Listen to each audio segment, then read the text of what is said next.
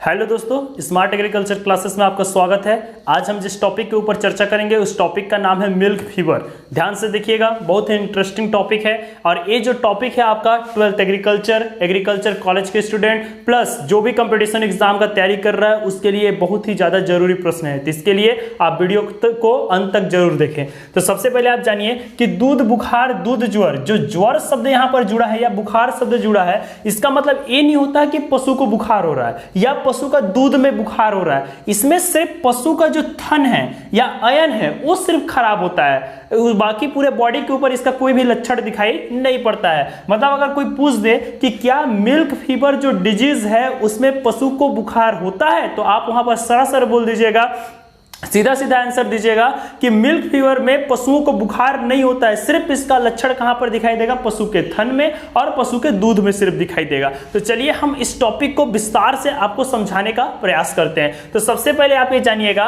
कि जो दूध ज्वर जो बीमारी है इसका रोग कारक क्या है, ये किसके द्वारा होने वाला रोग है और क्यों होता है। तो इसका जो रोग कारक है वो मुख्य रूप से इसका रोग कारक माना जाता है कैल्शियम की कमी से। अगर बॉडी के अंदर, गाय के अंदर अगर कैल्शियम की कमी है तो आपके पशु को जो बीमारी होगा उसका नाम क्या हो जाएगा? दूध बुखार हो जाएगा। अब जब कैल्शियम की कमी होगी तो उस समय बीमारी को बोलेंगे हाइपोक्लेसेमिया, और बॉडी के अंदर ग्लूकोज की कमी होगी तो उस समय इस बीमारी को बोलेंगे हाइपोग्लाइसेमिया।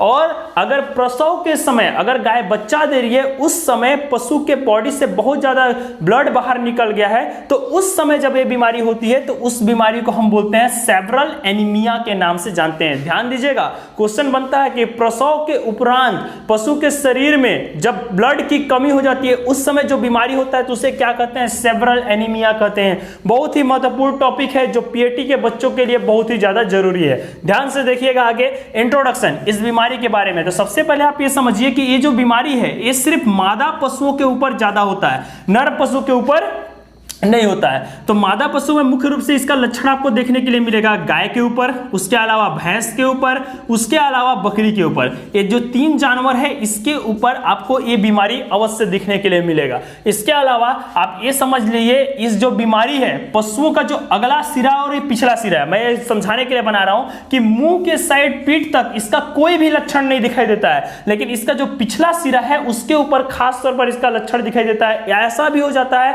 कि पशु का जो पिछला अंग है वो लकवा ग्रसित हो जाता है, पैरालाइसिस हो जाता है, पशु ना उठ पाती है, ना चल पाती है, ना फिर पाती है। बहुत ही डेंजरस बीमारी है और पशु की धीरे धीरे क्या हो जाती है? मृत्यु भी हो जाती है। आगे बढ़िएगा, ये जो बीमारी है वो 5 से 10 वर्ष के पशुओं में यानी मादा पशुओं में ज्यादातर लगता है, छोटे या बड़े अवस्था में नहीं लगता है। और जो तीसरा ब्यात के बाद जो बच्चा देती है गाय उसके ऊपर ये ज्यादा अटैक करता है। ब्यात का मतलब होता है एक बार बच्चा देगी गाय तो उसको एक ब्यात, 2 बार बच्चा देगी 2 ब्यात, तीसरे बार बच्चा देगी 3 ब्यात। अगर तीसरा बार बच्चा दे रही है उस समय इस बीमारी का इफेक्ट ज्यादा पशुओं में पड़ता है वरना नहीं पड़ता है। आगे बढ़िएगा, अगर ये बीमारी पशुओं को हो गई, गाय को हो गई तो क्या सिम्टम प्रोड्यूस करता है? तो मैं आपको पहले ही बताया हूं कि इसका जो बीमारी का जो असर है वो कहां पर दिखाई देगा? पशु के पिछला अंग में। कैसा असर हो जाएगा? जो पशु का अयन होता है, जो दूध ग्रंथियां होती है, जो बालियां होती है, इसका जो रंग है वो पूरी तरह से लाल हो जाता है, दूध निकलना बंद हो जाता है, बहुत ज्यादा चिड़चिड़ापन पशु को हो जाता है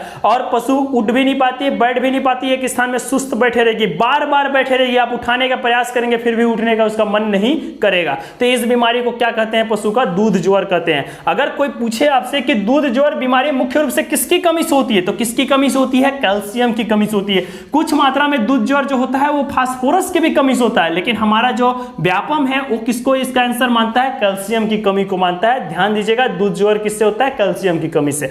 सिम्टम का मतलब होता है लक्षण। अगर ये बीमारी पशु को लग गया तो उसका क्या लक्षण प्रोड्यूस करेगा बॉडी के अंदर? तो मैं पहले तो आपको बता चुका हूं कि पशु को बुखार बिल्कुल भी नहीं होगा, पशु का बाहरी टेम्परेचर नहीं बढ़ेगा, सिर्फ आंतरिक टेम्परेचर बढ़ेगा, वो भी पशु के पीठ वाली भाग में, पीछे वाली भाग में, आगे वाले भाग पर इसका कोई असर नहीं दिखाई देगा। तो पशु अपने पिछले पैर से लंगड़ा कर चलेगा, पशु बार बार बैठे रहेगा, उठने में परेशानी होगी, रोग अधिक बढ़ जाने पर सीने के सहारे बैठे रहेगा और पशु सुस्त दिखाई देगा और अपना जो मुंह है, गर्दन है, उसको पीछे की ओर मुड़ लेगा।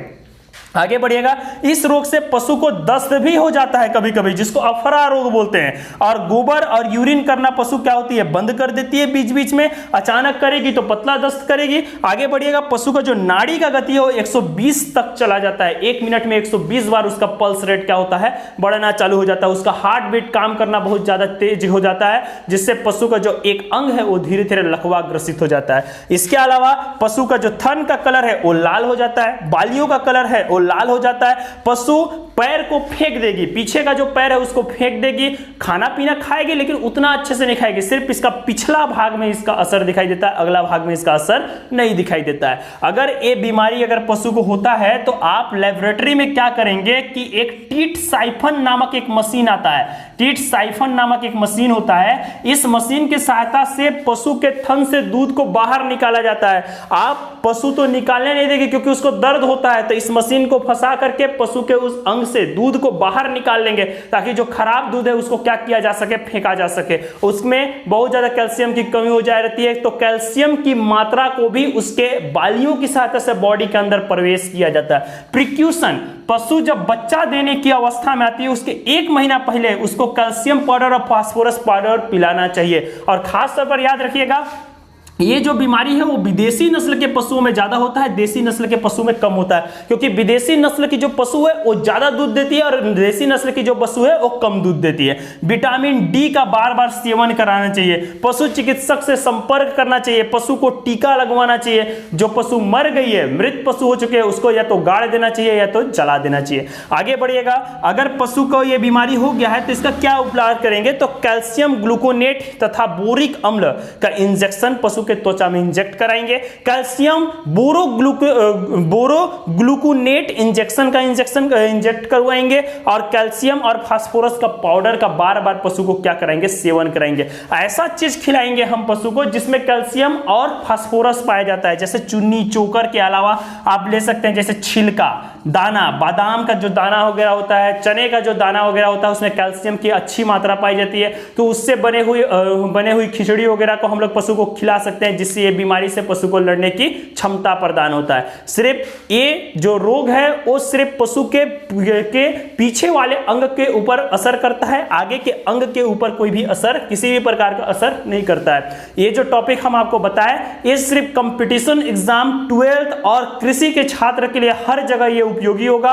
अक्सर पूछे जाने वाला प्रश्न है कि पशुओं को जो मिल्क फीवर होता है, दूध ज्वर होता है, ये किसके कमी से होता है, तो कैल्शियम की कमी से होता है। पशुओं का जो कैल्शियम है, पशुओं का जो दूध है वो मुख्य रूप से रीढ़ की हड्डी से मिलकर बना होता है, जिसके चलते उसका जो रंग है वो सफेद कलर का होता है। आपको पता होगा जो गाय का जो दूध है उसका जो सफेद रंग होता है वो केसिन के चलते होता है, और जब वो पीला रंग होता है तो वो कैरोटीन के चलते होता है। और केसिन और जो कैरोटीन होता है वो मुख्य रूप से रीढ़ की हड्डी से ही बनता है। अगर पशु का जो रीढ़ का हड्डी कमजोर हो जाएगा तो ब्लड को दूध में कन्वर्ट करना वो क्या हो जाएगा, धीरे धीरे बंद कर देगा, जिसके चलते ये बीमारी होती है जिसको दूध ज्वर के नाम से जानते हैं। पशु का जो अयन है वो एकदम कार्य करना बंद हो जाता है, सिकुड़ जाता है, प्लस एकदम रेड कलर का दिखाई देना शुरू हो जाता है। आप गूगल वगैरह में इसको भी सर्च करके देख सकते हैं। तो ये आपका बहुत ही ज्यादा जरूरी टॉपिक था। अधिक से अधिक लोगों तक इसको शेयर करिएगा, किसानों तक पहुंचाइएगा, प्लस जो एग्रीकल्चर स्टूडेंट है उसको पहुंचाइएगा, ताकि